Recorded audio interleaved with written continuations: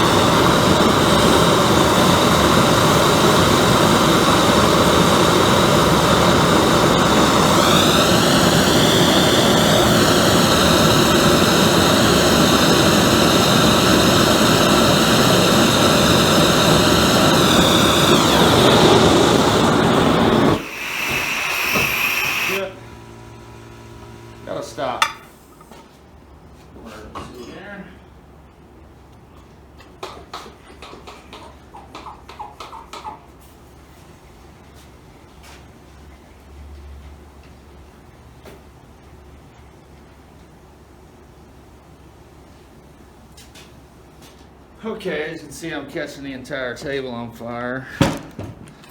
Fix my heat shield. Melting my flux jar.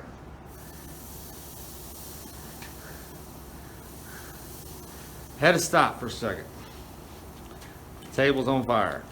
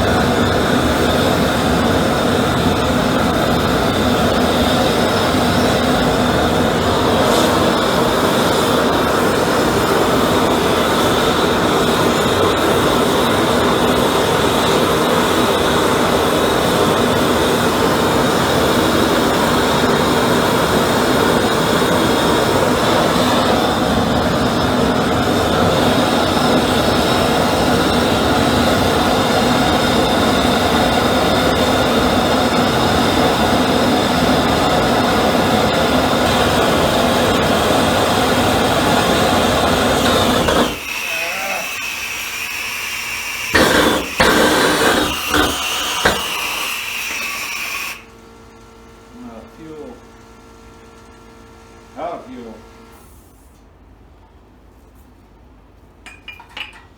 Okay. The good news is I don't have to die today.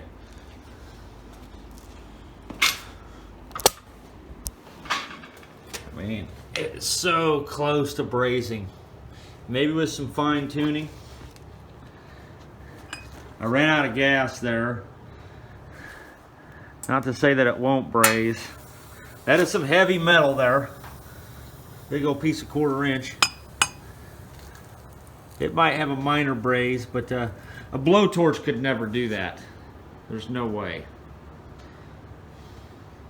So, our next move is try it on waste oil. That was the diesel burn.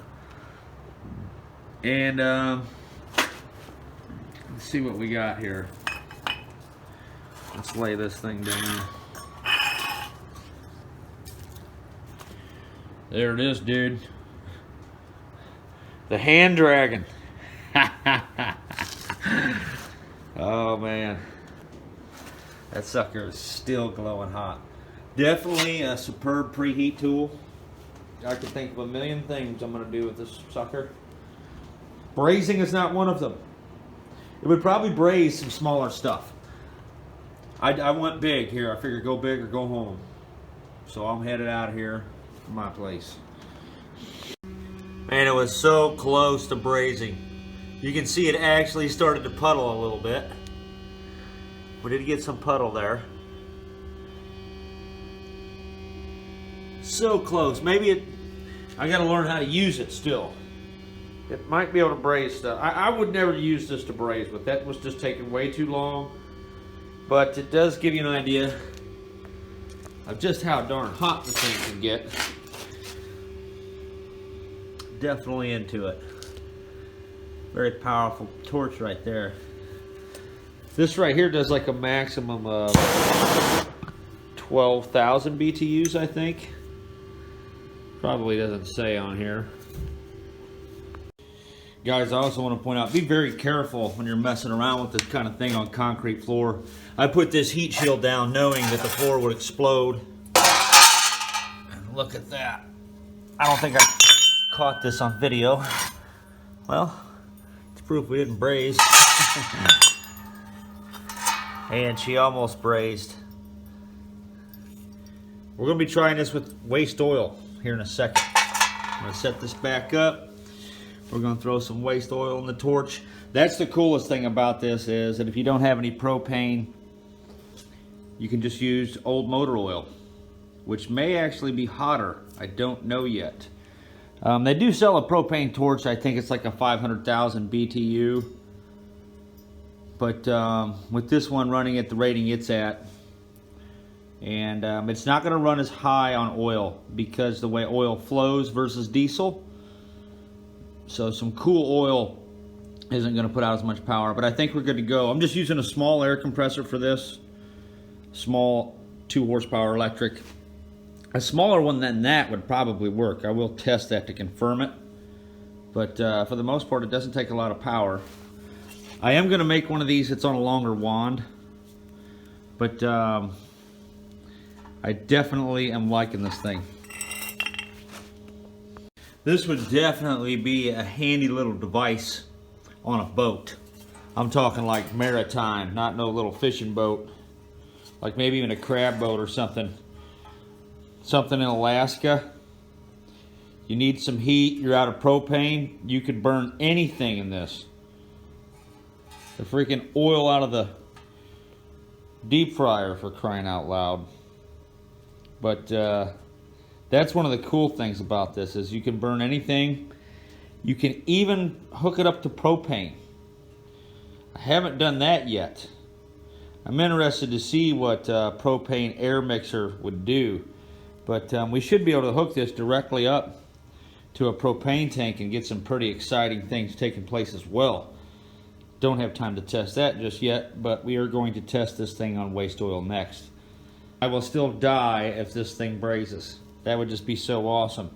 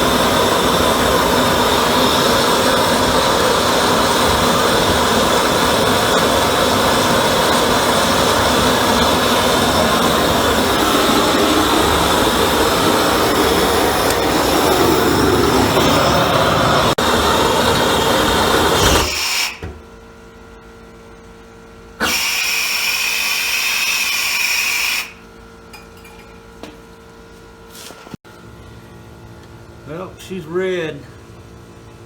Clobbered mess. I don't think it brazed. However, did make a pretty cool little hand torch that burns waste oil. Not as hot as the diesel. A lot of that has to do with the flow, as I said. Doesn't have the same flow characteristics as diesel, so it's obviously not going to have the same output per nozzle. To get the outputs we've seen with the diesel, we would need a nozzle with a far bigger penstock. Well, guys, I'm definitely going to try and sell this bad boy on my website. I'm going to start selling them for $150. I have some free metal. I don't know how long I'm going to be able to do that. I didn't pay hardly anything for this stainless steel. Is the only reason I'm able to do that. All the other stuff I had to buy, of course. These valves are like 10 bucks a piece. I may not use them anymore. I just wanted it to be small. I didn't want big handles sticking out that could be bumped easily. I felt this would be better.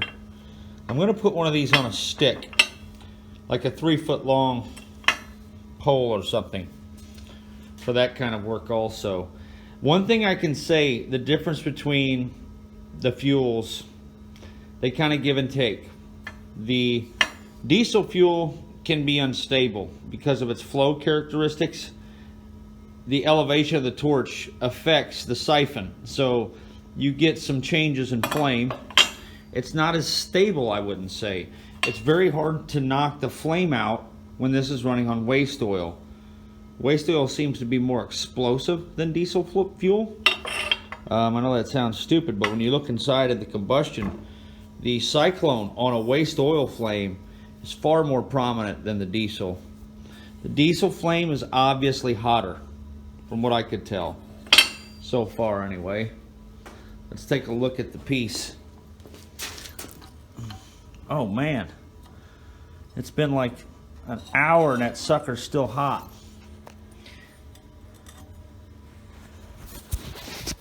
Dude, I haven't run this thing forever.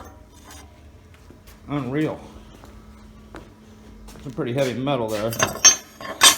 Waste oil is definitely a dirty flame. It did braze somewhat. It did not braze the two pieces together. Maybe with a little more patience I would have got it, but we ain't got time for all that. Definitely a good preheat tool nonetheless. The waste oil didn't leave as much muck as I thought it would. A lot of what you're looking at there is burnt flux.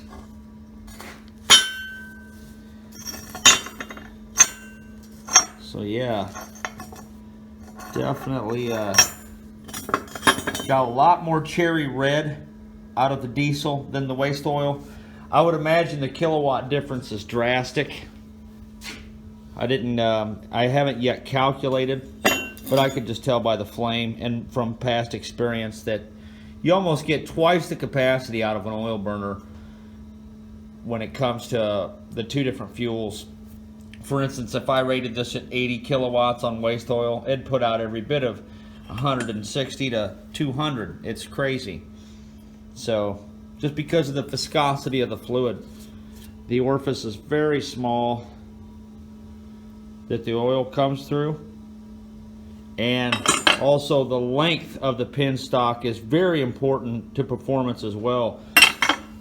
Had I made this just a little bit shorter, that would have significantly increased the power of this device on waste oil especially, because the longer that penstock is, or that, longer the penstock is, the slower the oil goes through it, and the less output you get. So, there you have it. This is just the test version. I'm going to try to make one that's way better than this. I might even do a large burner like this, like one of these bad boys. This is a burner that I'm working on here. It's going to be wind resistant. I'm getting ready to cone off the front of this bad boy, but I'm going to put one of these things. This can go up to 500 kilowatts on diesel. It's very unstable at that rate. I really don't want to rate these at that level anymore, because after seeing one run at 480, it's very expensive, and it's kind of unstable. If there's any wind around, it can be easily blown out. So I'm definitely thinking about putting one of these on a pole though. Maybe a telescopic pole for all kinds of weird jobs. De-icing, things like that. It'd definitely be good for that. Waste oil is cheap. Some people can't get rid of it. I've got people that contact me all the time trying to give me 55-gallon drums, and I just can't. I ain't got no way of getting it.